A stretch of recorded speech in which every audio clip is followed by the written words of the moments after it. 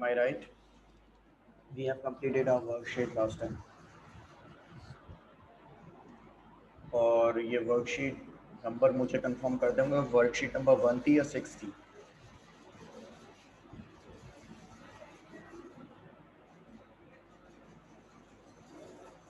Worksheet number 6. Okay, alright. लगा के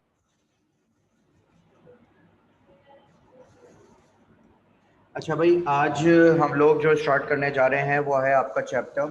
ठीक है, मैं स्क्रीन शेयर कर रहा हूँ आप लोगों से. आप लोग अपनी चैप्टर की बुक निकाल लें. ठीक है, ये है चैप्टर.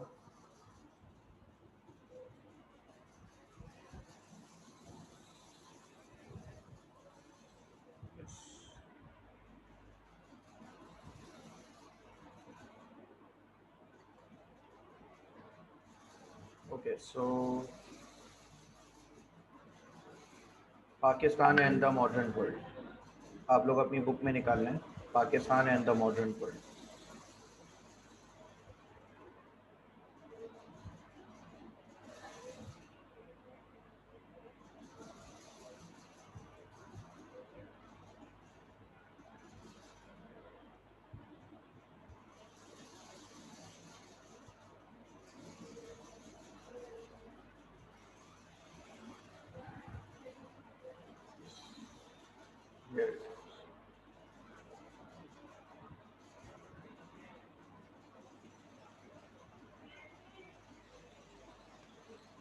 अच्छा भाई, रेडी हो जाएं आप लोग तो प्लीज़ जल्दी से एड्रेस कर दें अपना.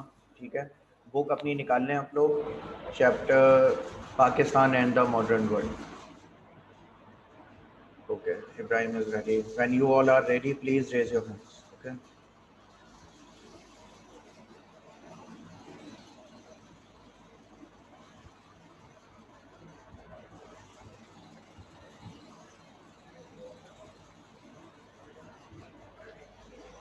Yes please inform me. Eman, Asra, नबाइल, किरत, रनीजा, शुएब, आप लोग रेडी हैं? फिर हम लोग स्टार्ट करते हैं. ठीक है.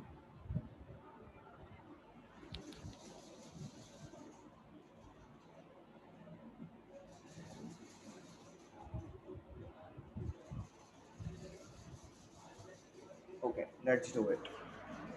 अच्छा देखें, मैं आपको जो है ये चैप्टर ये डिबेट की तरह से पढ़ाऊंगा, यानी कि हम लोग आपस में एक दूसरे से डिस्कशन करेंगे. ठीक है, अभी तो मैंने फ़िलहाल आपका माइक ऑफ किया हुआ है ताकि आप लोग इंस्ट्रक्शंस को सुन लें. फिर उसके बाद मैं माइक ऑन करूंगा आप लोगों का, और फिर हम लोग बाकायदा एक डिस्कशन के तौर पे, एक डिबेट के तौर पे इस चैप्टर को डिस्कस करेंगे. ठीक है, मीन्स टू से दैट कि मैं आपसे कुछ क्वेश्चन करूंगा और उस पर आपसे आर्ग्यू करूंगा और आप अपना पॉइंट ऑफ व्यू देंगे और फिर उसको डिफेंड करेंगे. ठीक है. सबसे पहले तो आपने करना ये है कि आपके पास जो ये सामने पैराग्राफ आया हुआ है, ये जो पैराग्राफ है इस वक्त सबसे पहले आपके आगे आपको नज़र आ रहा होगा. ये आपने इसको रीड करना है यहाँ से यहाँ तक, sorry, to the nations loss. ठीक है, और क्विक रीडिंग करनी है इसकी. मैं आप लोगों को कुछ क्वेश्चंस भेज रहा हूँ मैसेज के ऊपर, आपने उन क्वेश्चंस को देखना है और फिर इस पैराग्राफ को रीड करने के बाद आपने उसका आंसर करना होगा. ठीक है.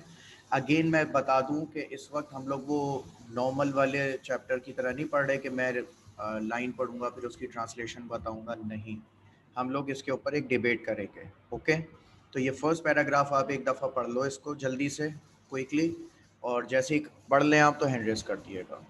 ठीक है, यू हैव 5 minutes.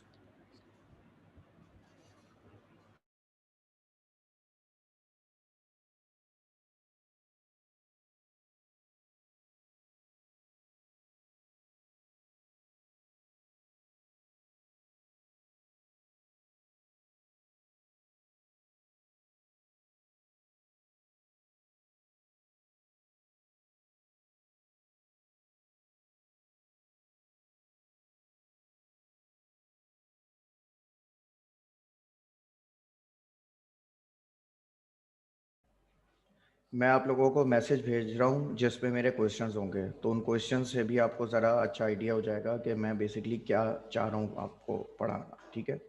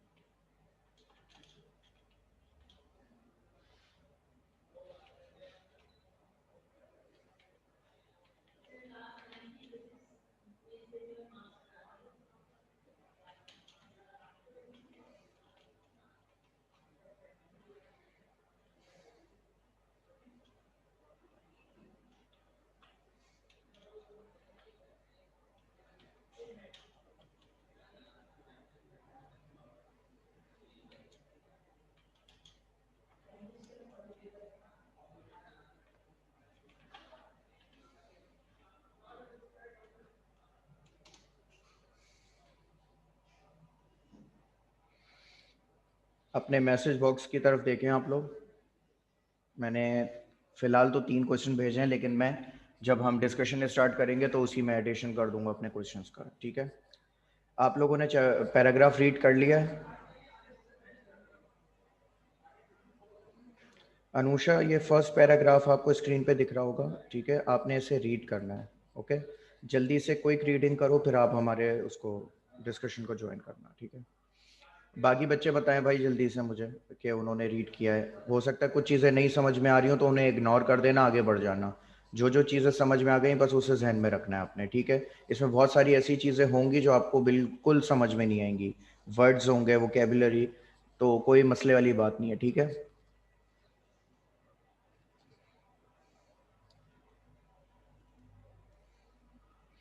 ओके, आप अपना माइक ऑन कर सकते हैं आप, ठीक है। और मेरा क्वेश्चन नंबर 1 है, who is Liaquat Ali Khan?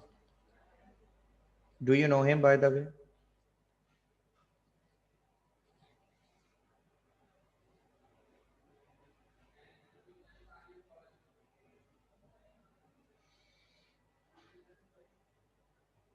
I am expecting answers from your side. Sir, he was the right hand of Quaid-e-Azam during the Persian era of Muslim struggles, and he was the first Prime Minister of Muslim homeland. Okay. जी. So, okay. अच्छा भाई, अनुषा का कहना है that he was the right hand of Quaid-e-Azam and he was the first Prime Minister of Pakistan. Okay. Okay, Shizai is saying Liaquat Ali Khan was the companion of Quaid-e-Azam and the first Prime Minister of Pakistan. Okay, that's right. First prime minister, okay. तो prime minister इनसे पहले फिर कौन था?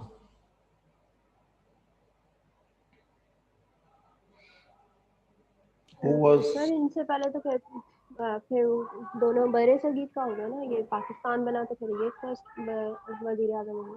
Okay, Pakistan आज़ाद हुआ और उसके जी. बाद जब ये प्राइम मिनिस्टर बने तो जो बीच का एरा खाली रहा, उस वक्त कौन पाकिस्तान का लीडर था, या इसको ओनरशिप किसके हाथ में थी पाकिस्तान की? फिर उस वक्त तो कायदे-आज़म लीड कर रहे थे ना। तो वो किस पोजीशन पे लीड कर रहे थे? वो नेट नहीं चल। जी नबाइल, आप बताइए। अगर लियाकत अली खान प्राइम मिनिस्टर थे पाकिस्तान के फर्स्ट, सो हु वाज कायदे आजम? वो किस पोजीशन पे डेजिग्नेटेड थे? कोशिश करें माइक पर आंसर दें ताकि हमारी एक डिबेट जनरेट हो सके, ठीक है। This topic is seriously amazing, try to contribute on mic.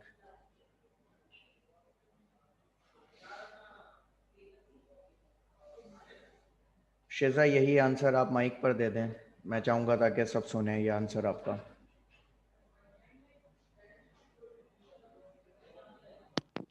He was the Governor General of Pakistan. He was the Governor General of Pakistan. Okay, very good. By the way, who is Governor General? Governor General कौन होता है? और ये term कायदे आजम के बाद आज तक किसी को क्यों नहीं दी गई?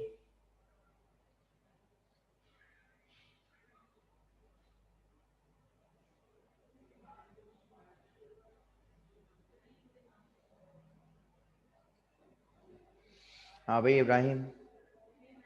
अच्छा, इब्राहिम कह रहे हैं कि उनका माइक खराब है। ओके, कोई बात नहीं। शुएब, आप बताइए फिर। Who is a Governor General and why is it not possible to be a Governor General now?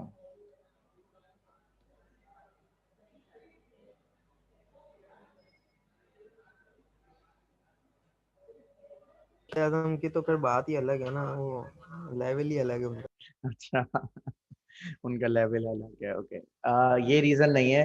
Region basically ये है, गवर्नर जनरल एक ऐसे शख्स को कहते हैं जो कि एक ही वक्त में प्राइम मिनिस्टर या प्रेसिडेंट ऑफ अ कंट्री भी होता है और उसके हाथ में आर्मी की कमांड भी होती है। सही है। जैसे इस वक्त हमारे पास आर्मी चीफ डिफरेंट हैं और मुल्क के प्राइम मिनिस्टर डिफरेंट हैं, तो ऐसा शख्स जो गवर्नर जनरल हो उसके पास इन दोनों की कमांड होती है। तो कायदे आजम गवर्नर जनरल थे, वो आर्मी के भी जनरल थे और अपने मुल्क के भी वो एज अ प्राइम मिनिस्टर के तौर पे वर्क कर रहे थे। उसके बाद कायदे आजम के बाद Quaid-e Azam died just 1 year after freedom. Okay, so Quaid-e Azam के बाद डिसाइड करना था that who would be the first prime minister. So they, और प्राइम मिनिस्टर बनने के लिए एक शर्त जरूरी है जो कि है इलेक्शन, बिकॉज पाकिस्तान एक डेमोक्रेटिक कंट्री है और इस डेमोक्रेसी की वजह से आपको इलेक्ट होना जरूरी है, इलेक्शंस करवाए गए। तो इलेक्शंस में इलेक्टेड हुए कौन? लियाकत अली खान। अब थोड़ा बहुत क्लियर हुआ?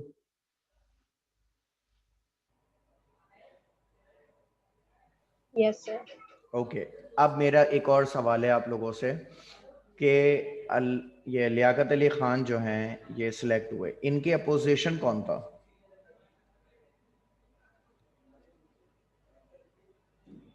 फातिमा अली। यस, मोहतरमा फातिमा अली जिन्ना। मोहतरमा फातिमा जो थी वो इनकी अपोजिशन में थी। अच्छा, आप सपोज करें इस बात को कि एक तरफ लियाकत अली खान, एक तरफ मोहतरमा फातिमा जिन्ना, दोनों लेजेंड्स हैं अपनी जगह पर, दोनों की खिदमत पाकिस्तान के लिए बहुत अजीम है, दोनों बहुत ही ग्रेट हैं, फिर दोनों अपोजिशन पे क्यों हुआ एक दूसरे के? They should be on a same platform.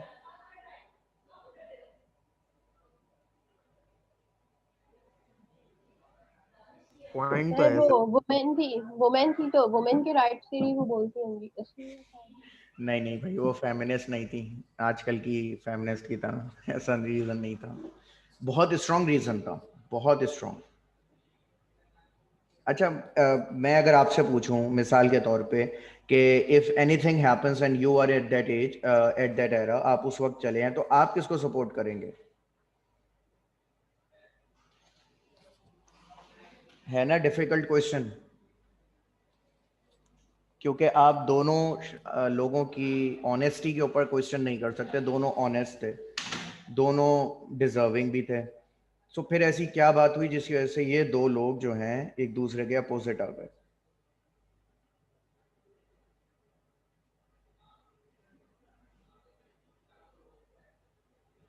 Sir आप ही बता दो। मैं तो बताऊंगा ही, लेकिन आप अपने एक आइडिया तो दें। हो सकता है लियाकत अली खान जो है वो अ, उनकी आइडियोलॉजी डिफरेंट हो, मोहतरमा फातिमा जिन्ना की अलग हो। वेनिसा, आपको क्या लगता है? सर मुझे हाँ शोएब बोले। ये लगता है कि फातिमा जिन्ना ने ये किया होगा कि वो लियाकत अली खान तो अमीर फैमिली से थे, तो वो कि नवाब थे वो, और उनको आदत थी अमीरी वाली, तो कोई मसला हो गया होगा। ओके, अच्छा भाई वेनिसा, आपका क्या मानना है इस हवाले से? ये खामोशी से सुन रही हैं सारी बातें, आप बताएं। सर पता नहीं, आप ही बता दे। देखिए, दोनों का जो, अगेन मैं रिपीट कर दूं, दोनों की ऑनेस्टी बिल्कुल सही थी पाकिस्तान के साथ, दोनों पाकिस्तान के खैर ख्वाह थे, लेकिन दोनों का प्रोस्पेक्टिव ऑफ डेवलपमेंट डिफरेंट था। यानी कि तरक्की करनी है पाकिस्तान की, दोनों का मकसद था, लेकिन दोनों का जो तरीका है वो था ना तरक्की का, कि किस रास्ते पे जाके तरक्की करें, वो डिफरेंट था। Liaquat Ali Khan used to think, उनका मानना ये था कि अगर हमें पाकिस्तान को डेवलप करना है, we have to walk in the field of science. हमें साइंस की फील्ड में वॉक इन करना है और इसमें मॉडर्न वर्ल्ड को अपने साथ कंपेयर करना है और फिर मॉडर्न वर्ल्ड से हेल्प लेके अपने आप को डेवलप करना है। Meanwhile Fatima Jinnah was in a favour of developing the agriculture field and wanted to stay in the limits where the country was moving and where the country was good at, जहाँ पे हमारी बेहतरी थी, यानी कि हम जिसमें कमांड रखते थे खेती बाड़ी और इस फील्ड के अंदर, और हमारे पास बड़ा ज़बरदस्त जो है वो एक बेनिफिट आ चुका था इस तरीके से। आपको पता है पाकिस्तान ने अपने आज़ादी के 2-3 साल बाद दूसरे मुल्कों को मदद करना शुरू कर दी थी, इतना एग्रीकल्चर से हमें प्रॉफिट हो रहा था। ये जो क्या कहते हैं अपना हांगकांग है, इसको 60 करोड़ रुपए पाकिस्तान ने डोनेशन दी थी अपनी आज़ादी के 4 साल या 3 साल के बाद। तो इतना ज़्यादा हम मतलब के दूसरों को देना शुरू हो गए थे अपने एग्रीकल्चर की वजह से। लियाकत अली खान का मानना ये था कि हम एग्रीकल्चर में अच्छे हैं, ठीक है, लेकिन we have to walk in the field of science, हमें साइंस में भी डेवलप करना है ताकि हम अपने आप को स्टैंड कर सकें ऑल ओवर द वर्ल्ड। और हम एक डेमोक्रेटिक कंट्री के साथ एक डेवलप कंट्री भी बन जाएं। So that was their coincidence, और इस वजह से इन दोनों ने एक दूसरे के अगेंस्ट इलेक्शन लड़ा। कामयाब होते हैं लियाकत अली खान वोटिंग की बेसिस पे। अब सर लियाकत अली खान को ही जा रहा है कि वो सही थे। वेल हम यहाँ पे अगेन बात वही है कि हम दोनों को गलत नहीं कह सकते। वो अपने एस्पेक्ट से बिल्कुल सही बात कर रही थी, अपने एस्पेक्ट से बात सही कर रही थी। ग्रेट बात ये है कि ये दोनों ने इलेक्शन लड़ा, सब कुछ करा, लेकिन कभी अगेंस्ट नहीं गए एक दूसरे के। लियाकत अली खान प्राइम मिनिस्टर बनते हैं पाकिस्तान के, और ये दूसरे जो मॉडर्न वर्ल्ड हैं उनसे टेक्नोलॉजी और मॉडर्नाइजेशन को, साइंस की फील्ड को अपने पाकिस्तान में इंट्रोड्यूस करवाना शुरू करते हैं। पाकिस्तान के अंदर कराची में एशिया का सबसे बड़ा टेक्निकल कॉलेज बनाते हैं, और उस टेक्निकल कॉलेज यानी इतना बड़ा टेक्निकल कॉलेज था, पूरे एशिया में सबसे बड़ा। 49 कंट्रीज हैं एशिया के अंदर, जिसमें चाइना भी इंक्लूडेड है, जापान भी इंक्लूडेड है, आपका टर्की भी इंक्लूडेड है, इंडिया, श्रीलंका और बहुत सारे 49 कंट्रीज। इनमें सबसे बड़ा टेक्निकल कॉलेज बनाया कराची के अंदर। And the greatest thing was that, do you no उस कॉलेज की प्रिंसिपल का नाम? Who was the principle of that college? मोहतरमा फातिमा जिन्ना। मोहतरमा फातिमा जिन्ना। तो देखें इन दोनों की आइडियोलॉजी कितनी ज़बरदस्त थी कि अगेंस्ट थे, लेकिन एक दूसरे को हेट्रेड नहीं दिया इन्होंने, बल्कि लियाकत अली खान ने अपनी आइडियोलॉजी को समझाने के लिए एक इंस्टीट्यूट बनाया, और उस इंस्टीट्यूट का हेड बनाया ताकि मेरी आइडियोलॉजी इनको आइडियलाइज हो, और फिर ये उस चीज़ को फॉलो करें और फिर उस आइडियोलॉजी को समझें। खैर बहरहाल लियाकत अली खान ने अपना जो मैंडेट था वो विन करा और उसके ऊपर काम भी शुरू कर दिया। अब आप देखें इस चैप्टर का नाम Pakistan and the modern world, ठीक है। इसको जो एक्चुअल मीनिंग देने वाले शख्स हैं वो लियाकत अली खान हैं, और दरअसल ये चैप्टर है उनकी स्पीच के ऊपर। इन्हें कैंसस यूनिवर्सिटी के अंदर बुलाया गया था एक ऑनरेबल चीफ गेस्ट के तौर पर, और इन्हें यूनिवर्सिटी के जो स्टूडेंट्स थे उनमें स्पीच देनी थी। इनका 3 दिन का स्टे था उस यूनिवर्सिटी के अंदर। ये आप अभी मैं आपको एक मिनट शो करता हूँ, ये देखें यहाँ पे, ये सेकंड पैराग्राफ जो है यहाँ से देखना शुरू कर सकते हैं आप लोग, ठीक है। कैंसस यूनिवर्सिटी में उनको जो है वो बुलाया गया था, उनका 3 दिन का वहाँ पे स्टे था, और इन्होंने तीनों दिन स्पीचेस देनी थी वहाँ पर अपनी। अच्छा, इनका स्पीच टॉपिक क्या था ये देखें।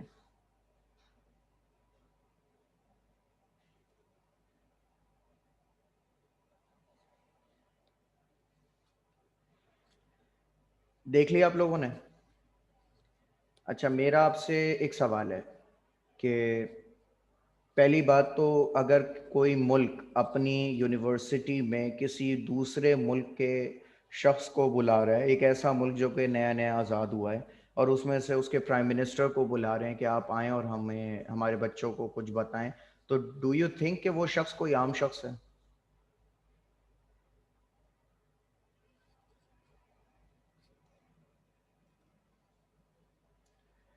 बिल्कुल इसी तरीके से हमारे पाकिस्तान के पास एक बहुत बड़ा एजाज़ है अल्हम्दुलिल्लाह। हमारे स्टूडेंट्स को ये बात पता होनी चाहिए।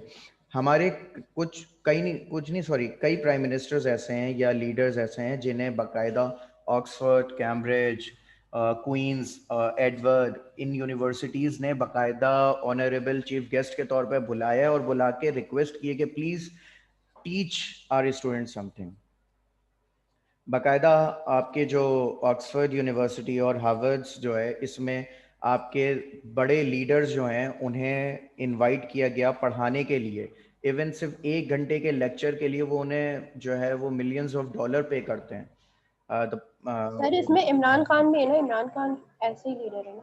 इमरान खान को बुलाया गया है, परवेज़ मुशर्रफ साहब को बुलाया गया है, बेनज़ीर भुट्टो साहिबा को बुलाया गया है, और जनरल याहिया और दूसरे जो हमारे चीफ ऑफ आर्मी स्टाफ्स गुजरे हैं उन्हें भी बुलाया गया है।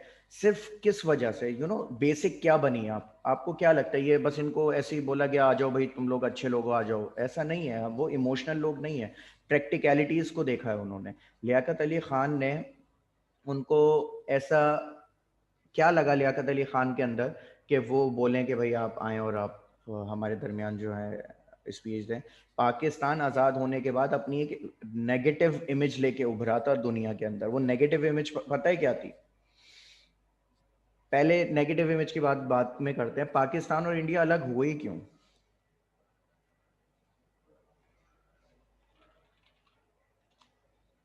हमारा रहन सहन चेंज है, उनका रहन सहन चेंज है, हमारा मज़हब अलग है, उनका मज़हब अलग है, हमारी आइडियोलॉजी अलग है, उनकी अलग है। ओके, तो मेरे ख्याल से ये पॉइंट्स आपने जो है ये दो कौमी नज़रिए से दिए हैं मेरे ख्याल से, two nation theory. Yes yes. अच्छा, मेरा एक बहुत ही स्ट्रेट फॉरवर्ड क्वेश्चन है आप सब से, और मैं चाहूँगा आप सब इस पर मुझे रिस्पॉन्ड करें। आप लोग टू नेशन थ्योरी को सही मानते हैं या आप कहते हैं कि नहीं, ऐसा नहीं है? आप में से कौन कौन ऐसे जो कहता है कि दो कौमी नज़रिया सही है? सर सही है। ओके, असरा का मानना है कि ये सही है। यस सर सही है। ओके, और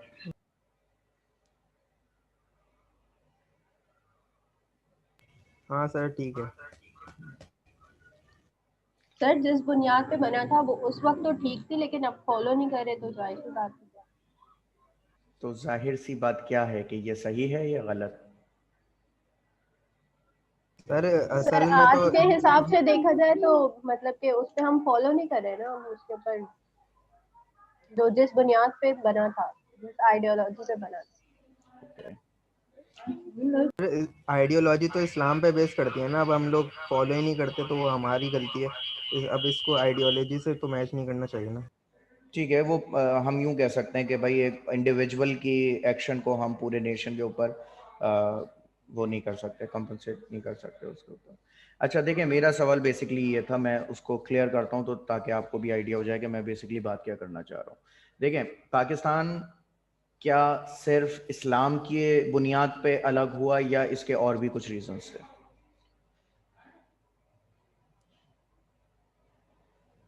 सर इस्लाम की बुनियाद पे अलग हुआ, और चाहते ये थे कि जो है मुसलमानों को उनके राइट्स दिए जाएं और हुकूक दिए जाएं, और पाकिस्तान में अलग लाइब्रेरी मतलब इनका ही इस्लाम के तौर पे आगे बढ़े जाए। ठीक है, देखिए मैं आपको एक चीज़ बताता हूँ जो कि हमें बचपन में बतानी और सिखाई जानी चाहिए थी। पाकिस्तान आज़ाद हुआ था इंडिया से, अलग इसलिए हुआ था क्योंकि हमें प्रॉपर राइट्स चाहिए थे। ठीक है? अच्छा, अब मिसाल के तौर पे अगर मेरे बराबर घर घर के बराबर में अगर एक नॉन मुस्लिम रहता है, तो इसका मकसद ये थोड़ी कि मैं उससे बोलूँ भाई तुम्हारी आइडियोलॉजी अलग है, मेरी आइडियोलॉजी अलग है, और तुम्हारा मज़हब अलग है, मेरा अलग है, तुम्हारा खाना पीना अलग, मेरा अलग, तो तुम यहाँ मेरा मोहल्ला छोड़ के जाओ या मैं वो मोहल्ला छोड़ के चले जाऊँ। हम आज भी, even now in India, the population of Muslims are almost around 28 crore, more than the population of Pakistan. Pakistan की पूरी population से ज़्यादा वहाँ पे सिर्फ मुसलमान है।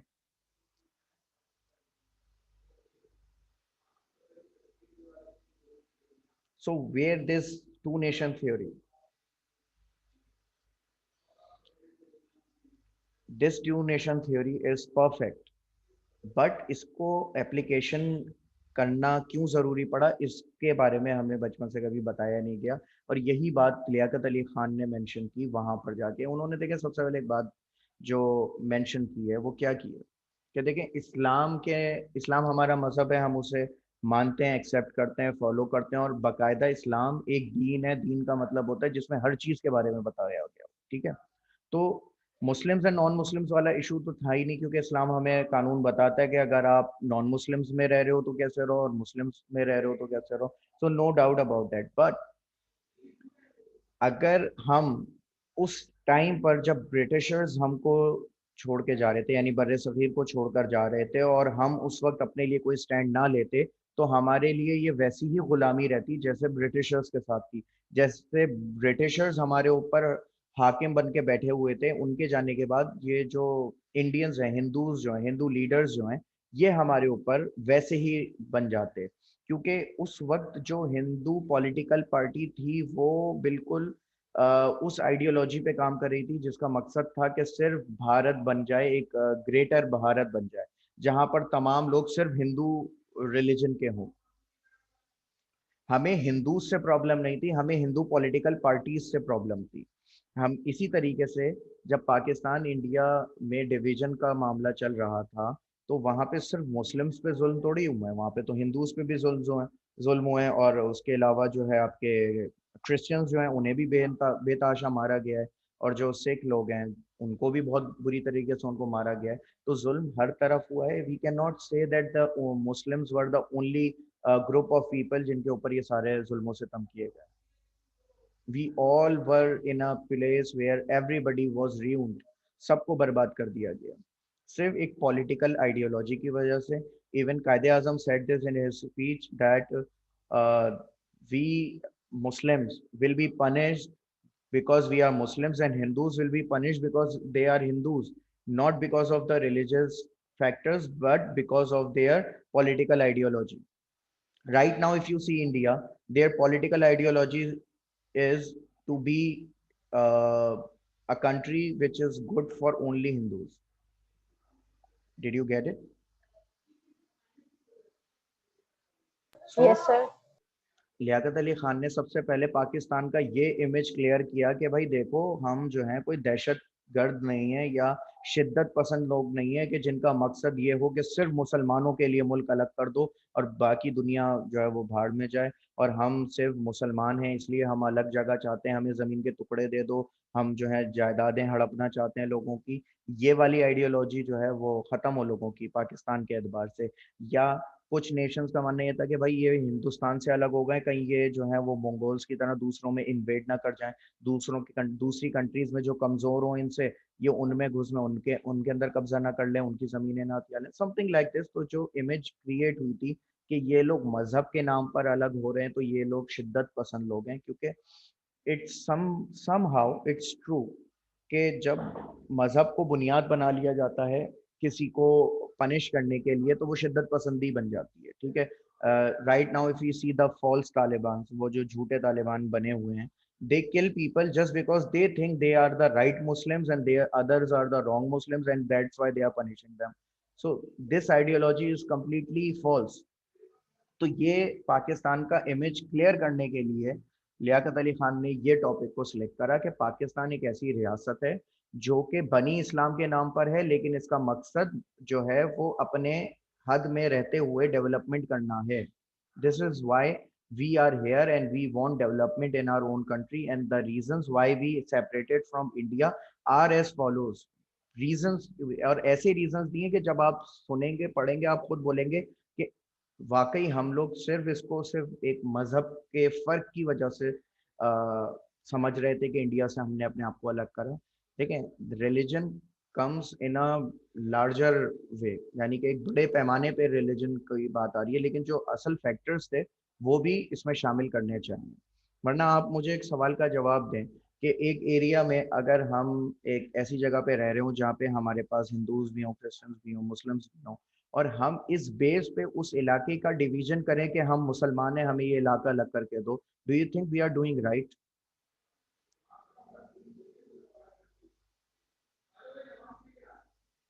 क्या आपको लगता है कि हम ये सही करेंगे कि हम उस एरिया को ही डिवाइड कर दें सिर्फ इस वजह से कि हम मुसलमान हैं? ऑफ कोर्स नॉट सर, ये तो हम मुसलमान हैं लेकिन मुसलमान होने के भी मुसलमान हैं हम, लेकिन मुसलमान होने से पहले एक इंसान है और इंसानियत का कानून हम सब पर लागू होता है। And according to the humanity we all are equal, we all have the same rights, we all have the same standards of living, we all have the basic right of living. Get it or not?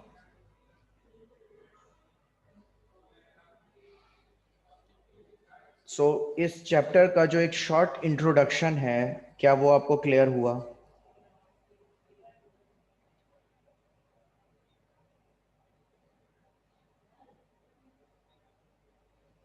अच्छा, मैं आप लोगों को एक छोटा सा task देना चाह रहा हूँ। ये एक रीडिंग टास्क है, यानी कि एक पैराग्राफ मैं आपको देना चाह रहा हूँ पढ़ने के लिए घर से, और मैं चाहूँगा कि आप इसे ज़रा रीड कर लें ताकि कल फिर हम इसके ऊपर जो है वो बात कर सकें. So can you all do that? Read a paragraph which I will give you. Respond करें ताकि मैं सबको इसमें शामिल कर सकूं. जी सर, पढ़ लेंगे। मैं स्क्रीन पे ही दिखा रहा हूँ आप लोगों को, आप लोग अपने पास नोट कर लिएगा, ठीक है.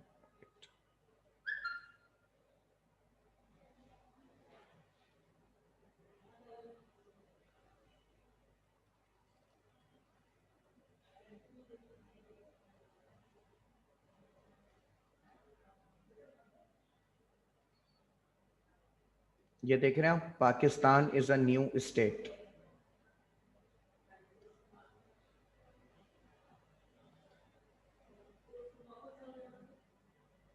मैं इसको व्यू कर लेता हूँ फुल तो शायद.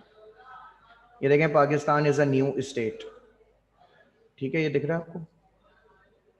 ये यहाँ से लेके यहाँ तक एक्यूमुलेशंस तक, वास्ट अनअर्न्ड एक्यूमुलेशंस. यस, हाँ भाई, यहाँ से लेके यहाँ तक आप लोगों ने इसको रीड करना है. इसमें बहुत सारी ऐसी चीज़ें होंगी जो कि आई एम श्योर कि आपको नहीं समझ में आएंगी. आई एम सेइंग अगेन, उनको आपने छोड़ के जो चीज़ आपको समझ में आ रही है पॉइंट वाइज अपने पास नोट कर लें आप उसे. ठीक है, आपने इस पूरे पैराग्राफ के अंदर वो बातें नोट करनी है जो आपको समझ में आई हैं. ठीक है, यहाँ तक की बात. स्क्रीनशॉट लेना है तो स्क्रीनशॉट लेना, चाहे तो बुक में नोट करना है तो बुक में नोट कर लें, लेकिन रीड करना है इसको. ठीक है, कल की हमारी पूरी डिस्कशन जो है वो इसके ऊपर होगी इंशाल्लाह.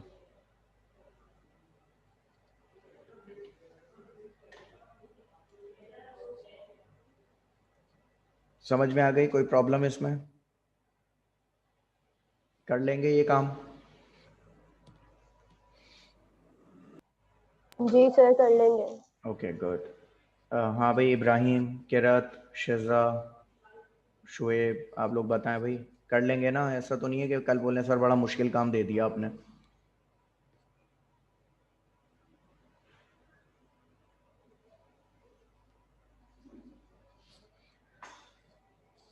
ओके, तो फिर कल हम कंटिन्यू करेंगे अपनी क्लास को यहीं से. ठीक है, इसी पैराग्राफ से इंशाल्लाह. ठीक है, तो आप लोग चाहें तो इसके अंदर एडिशन कर सकते हैं या आगे का और रीड कर सकते हैं, ये आपकी मर्ज़ी पर होगा, लेकिन जितना मैंने बताया इतना तो आपने लाजमी करना है. ठीक है, और इंशाल्लाह इसी में आपको रीज़न्स भी पता चल जाएंगे कि हमारे पास और ऐसे क्या रीज़न्स थे जिनकी वजह से हमें ज़रूरी लगा अपने आप को इनसे अलग करना, और वो क्या रीज़न्स थे जिसकी वजह से अल्लामा इकबाल ने, लियाकत अली ख़ान ने जो है वो ये स्पीच डिलीवर की, और इस स्पीच के अंदर पाकिस्तान का क्या इमेज क्रिएट किया. ओके, सो इंशाल्लाह we are going to meet tomorrow at the same place, same class, with the same topic. Take care. Allah Hafiz everyone.